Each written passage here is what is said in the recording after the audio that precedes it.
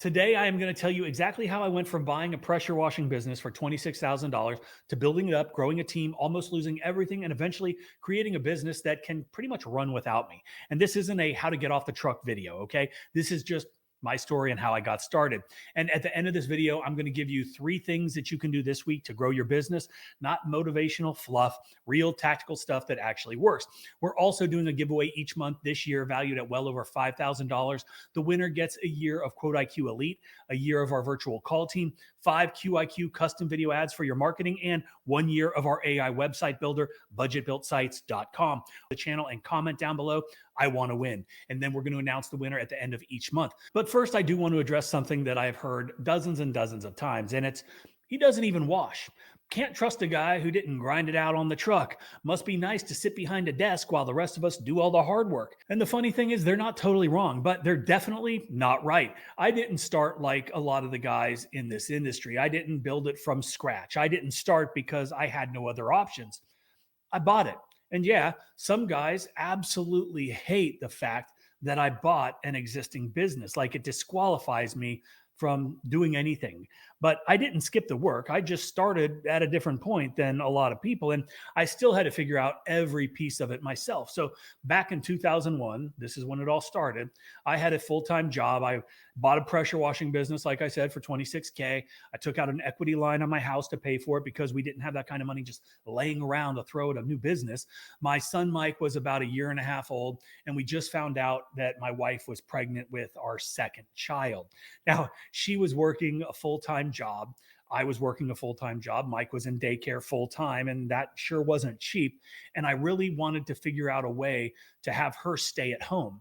And I had the chance to buy this business. Now, this business was only grossing about $45,000 a year. It came with 2 rusty ass trailers and 1 employee. The guy working that came with the business, he was from Bosnia. He didn't speak any English, very, very little English.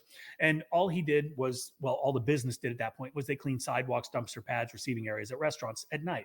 Now, that business, like I said, grossing 45, netted like 18. Okay, not impressive, but it was a starting point. Now, this was a side hustle for the guy that I bought it from. He was a banker and he started this for his dad. They ran it, they built it up to what it was, and he ran it like one. Okay, no real records, no marketing. The invoices were Word docs printed, stuffed into envelopes, stamps put on them, and then mailed. Most of you guys probably have never mailed an invoice.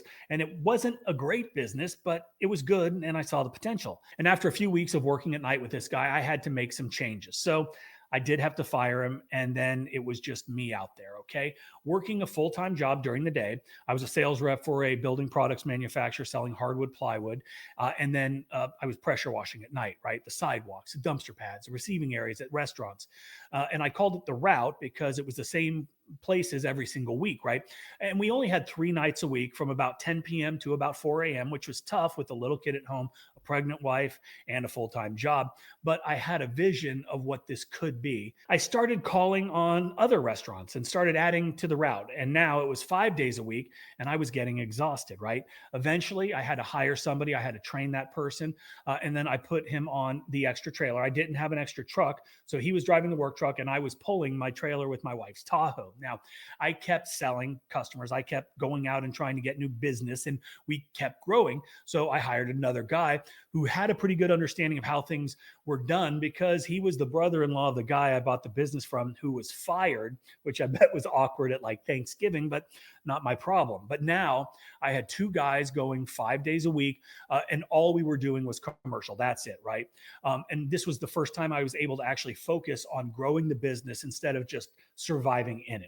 And I learned the equipment inside and out, how to rebuild burners, how to, fix pumps and fix engines. And because I was the shop, right? I was the mechanic. I was a troubleshooting guy, just like you are. And you figure it out, right? And back then there wasn't YouTube like there is now. There were some internet forums, but nothing like the resources that we have now. Now, today in Savannah, there are 2 pressure washing supply houses, but there was nothing back then. And if you were going to succeed, you just needed to learn it, right? You needed to live it and you needed to just get it done. Then came 2007, the Great Recession. Most of you guys have no clue what that was, but it was triggered by the housing market crash, and that just tanked the economy. It was ugly. And almost every single one of our accounts just started dropping, right? The last thing they cared about was pressure washing when their people weren't coming in their doors. So we were back to only a couple jobs per night and revenue just disappeared, right? All of the eggs were in one basket and that basket got flipped over and every freaking egg got cracked. So what do? You get back to work, right? Now, remember, this is 2007. There was no social media like there is today, no Facebook ads, no Instagram, no real tools for service businesses. If you wanted leads, you would cold call, you would get out the white pages or the yellow pages, or you just mail letters yourself to businesses or whatever. Maybe use Craigslist, which we did, and a whole lot of hustle, which is why I do what I do now. And if you're watching this and you're just starting out and you feel stuck and you don't know where to start, this is why I wrote the Service Business Bible, which is a step-by-step guide to starting your business, what you need to do. It's completely free. There's a link down below. Download it, and I hope it helps somebody. So anyway, our business feels like it's crumbling, right in front of us. And I started reverse searching addresses of nice homes on whitepages.com, which I don't even know if it even exists anymore. And so I'd find the best streets, the best neighborhoods, and I just call them and I'd say, hey, this is Mike with All American Pressure Cleaning. We interested to know if you blah, blah, blah, the script. So, and I went out and I mailed letters with business cards to all of the nice neighborhoods in my area. And I must have passed out hundreds of thousands of flyers and postcards and done all of the grunt work, right? And it started to work, right? We started landing more residential jobs, then multifamily, then we scaled. At the peak, we were also still doing commercials. So it was a nice mix, right? At our peak, we were at 10 trucks, 12 employees, grossing well over $1 million a year. And that's gross, not a flex, because we've scaled down significantly since then, and not because of the economy. Our scaling down was intentional. And I would assume if you guys watch this, my channel, then you know why I don't focus on the wash business, but that's not the point of this video. But this is the time when I learned what I was really good at, and that was systems and sales and growth and marketing, right? So when I bought the business, it was called All American Pressure Cleaning. I did not change that, but we had a little logo that was the American flag, which I love. God bless America. But we rebranded and we dropped the flag logo. We built something bold, clean, more professional, right?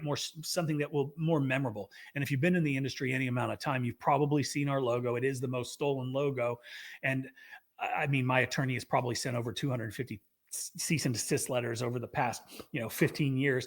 People steal it constantly, and that's how you know that it works. Well, like I was saying, I love marketing, right? I am a consummate and like I was saying, I love marketing, right? And I will do whatever it takes to get attention on my brand, whatever brand it is.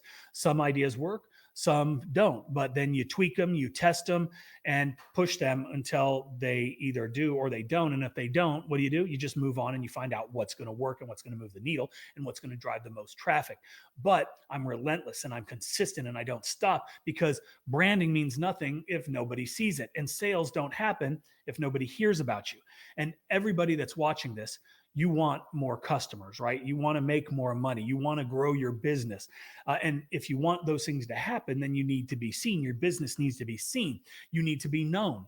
And yeah, some of my tactics, well, maybe they raise a few eyebrows. Maybe people like, I don't really know about that. And I've written subject lines on emails that make people look twice. And sometimes they make people angry and they're like, oh, don't say something like that. And maybe something like this you'd never send yourself, but they get open, right? And that's what matters. Eyeballs on my business, on my pitch, on what I'm trying to sell.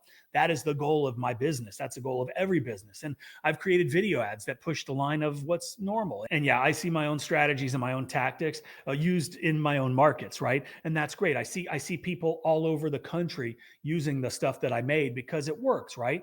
Now, some people, they get upset when you post in Facebook groups, you promote organically, or you DM customers. They call it spam, and I call it smart. You should use every asset, every platform, every opportunity to get your name out there, right? That's common sense. It's common business sense, because no one else is going to promote your business for you unless you pay them. And then most of the time, those guys are complete hacks. And yeah, I got banned from some Reddit groups for doing this, right? I've got kicked out of some Facebook groups for doing this. And why? Well, because I promoted my business, right? Because I used their platform to create attention. Because people that love our platform, they love us, they will go in and they will promote it, right? And instead of saying something to me directly, the moderators, they hit the ban button, they talk smack trying to disparage the brand. And you know why? Because they hide behind anonymous screen names. No face, no name, just an avatar and a keyboard. And they'll talk all day, but they'll never build anything except groups that attack guys like me and new guys that are asking legit questions, trying to build their business, just like a lot of the Facebook groups that we all know can get pretty toxic. But if you want somewhere that you can get your questions answered, you can promote your business and not get removed or banned, you need to check out on Reddit Pressure Washing Growth. Okay, go join, post your business info, pictures of your business, make sure that you're putting in all the keywords, and you're going to see your business start getting seen more on Google, right? It's very good for SEO. Again, none of that negativity matters, because when your voice is louder, when your work is stronger, when your product speaks for itself, when your strategy is sharper, there's absolutely nobody out there that can stop you.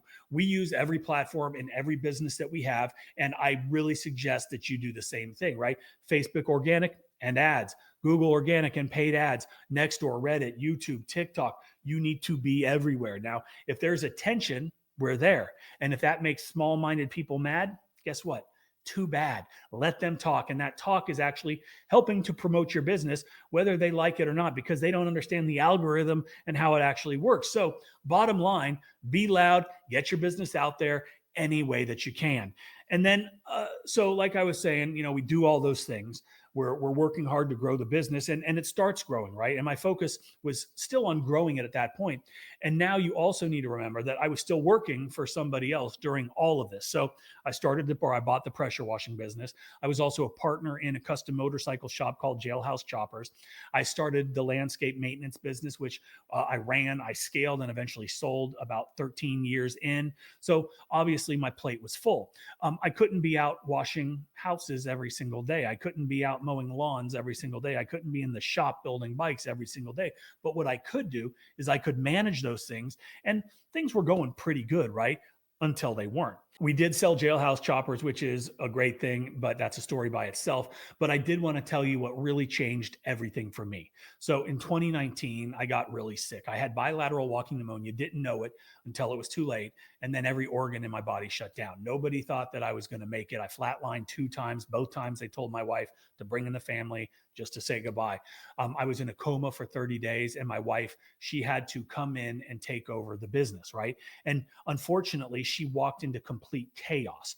Quotes in one app, invoices in another, job notes and emails, a half-assed calendar on my computer, customer messages and text threads, no integration, no clarity. There was really no systems, but the systems that I had in place, they worked, but they only worked for me. It was just all duct taped together, and it wasn't ideal by any means. And it was a complete disaster. It was really hard. And it wasn't hard for me because I was in a coma. But the thing was, I was building something that only worked when I was there. And the moment I wasn't, everything broke. And thank God she's smart. She figured everything out. And she didn't figure out my systems because they were all cobbled together. But she went old school, pen and paper, and she got it done. But that was also the start of something bigger and better. But I just didn't know it at that time. So obviously I didn't die. But when you go through something like that, your entire perspective on absolutely everything changes. And I knew that I needed to make a bunch of changes in my life, but I also knew that I wanted to give back and I wanted to help. And I just didn't know how I was going to be able to do that. And then one day, one of the kids that was working for my landscape business, coincidentally, one of my son's good friends, they had a little crew. They go out and they do jobs, and then they come and eat my food on their lunch break. But he had mentioned, he's like, "Hey, Mike, or Mr. Vidan probably, do you know the guy down on the corner doing your neighbor's yard?" And I was like, "No." And he goes, "Oh yeah, he's real big on YouTube." And then a couple weeks later, I see the guy, I stop and I talk with him, and his name's Johnny. His channel is called Blades of Grass. And we started talking, and I thought, you know what? I got a YouTube channel from like forever ago. And if you go back, you can see some of my old stuff. It's embarrassing, but it's still there. And I'm going to start making content to try to help other small business owners. And for whatever reason, after 2 or 3 dozen videos, they started to catch on. People started watching and commenting. So I kept making them. And like I said, one of the things that I'm passionate about, it's marketing and sales. And I thought that's probably one of the biggest struggles that a lot of small business owners deal with. So I tried to make some videos about that, and then about pricing and quoting and just, what was going on in my business. You guys watch the channel, so you know what it's all about. And then I crossed paths with Justin Rogers from Forever Self-Employed, and we became really good friends. We put some training programs together, and then we decided that we were going to put together the thing that was missing for the home service industry. And the answer to one of the questions that we were both getting constantly asked in the comment section of our videos, and that is, what CRM do you guys use? And I didn't have an answer because, like I told you before, I was duct taping together like 5 or 6 different apps to make it all work together. And I thought, well, we need to solve this problem. And that's what we do as business owners. We identify a problem and then we solve that problem. And, that's a good business. And that's when we decided to build QuoteIQ. It's completely self-funded, bootstrapped, no venture capital money, not like all of our huge competitors that have like hundreds of millions of dollars injected into their business by venture capitalists. I ran a home service business. Justin runs a home service business, the pressure washing business for me over 20 years, and it's still going strong. I started that lawn care business from scratch. We built it up, we sold it. And collectively, with your input, we knew what needed to be done. We knew what people like us needed. So we built it and we made it for guys like us, for you, real businesses, real people in the service industry that needed something that was affordable, attainable, that was easy to use, that they could get and just have everything in one place. But this video isn't about the software. This is about building something that works, even when you don't think it's possible, okay? It's about pushing past criticism. It's about ignoring anonymous voices and building something real. It's about being bold enough to lead, even when they hate you for it. It's about believing in yourself, trusting in your drive, determination, and knowing that you can actually do this, right? There are too many people out there that want you to punch a clock. They want you to be told how much you can make, when you can take a break, when you can go home, right? And you've got friends and family and even spouses that don't believe in your vision. And you have to ignore the noise and you just have to follow your dream. And if you're watching this right now and you're tired of staying stuck and you're tired of wondering why it isn't working, now I'm going to give you 3 things that you can do this week that hopefully will start helping you move forward a little bit. So the first one is something that is very important, and it's what I talked about earlier, and that is just to audit your brand visibility. Okay, so ask yourself, do people in your city even know who you are? If the answer isn't yes, then fix it. Start posting every single day. Reddit, Facebook, Nextdoor, LinkedIn, you name it, you post. Wrap your trailer, use bandit signs, postcards, flyers, whatever. Create awareness, okay? You got to get eyeballs on your business. And number 2 is I want you to follow up on the jobs that you didn't close, okay? You've got old quotes sitting around. Reach out to those people. Text them right now. Hey, just following up, do you still need that job done? That one text could lead to $400, $500, $600 this week, right? And then start doing it for every single customer.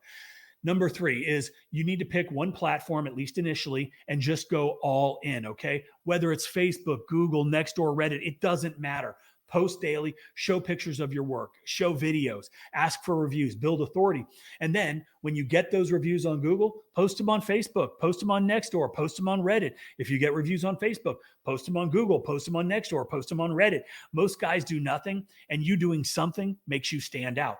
So I have to admit, look, I didn't wash 10 jobs a day for 10 years, but I did build a business. I built a couple businesses. My first dream for this whole thing was to start a business so my wife could stay home with the kids. The next business related dream was to grow that pressure washing business into a mini empire, at least in my mind, which I did. Then I decided to build a landscape business. We grew that, we sold that. And then my new dream, my only focus is building QuoteIQ to be the best CRM for the home service industry.